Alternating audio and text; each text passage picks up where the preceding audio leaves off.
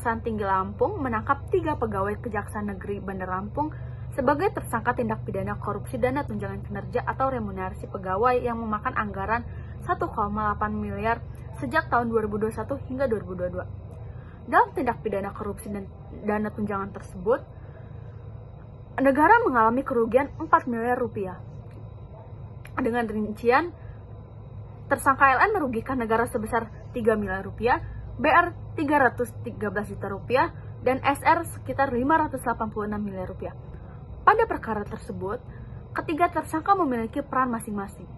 Untuk tersangka LN, berperan melakukan penyelubungan dana tunjangan kinerja pegawai Kejari Bandar Lampung yang dikirimkan ke rekening dan kembali menariknya untuk dimasukkan ke rekening pribadinya. Sedangkan tersangka BR berperan mengajukan pembayaran tunjangan kinerja yang semula melalui rekening Bank BNI ke Bank Mandiri, sehingga ada pembayaran double, dan tersangka SR mengajukan dana tunjangan kinerja ke Bank BRI. Sebelumnya, Kejaksaan Tinggi Lampung telah melakukan pemeriksaan kepada seluruh jaksa dan pegawai di Kejaksaan Negeri Bandar Lampung untuk mengecek kebenaran pernyataan pelaku yang mengaku sempat tidak tertarik dari rekening jaksa dan pegawai.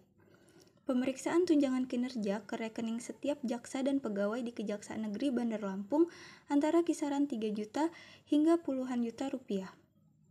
3 oknum Kejaksaan Negeri Bandar Lampung diduga telah melakukan tindak pidana korupsi tunjangan kinerja atau remunerasi pegawai senilai 1,8 miliar rupiah.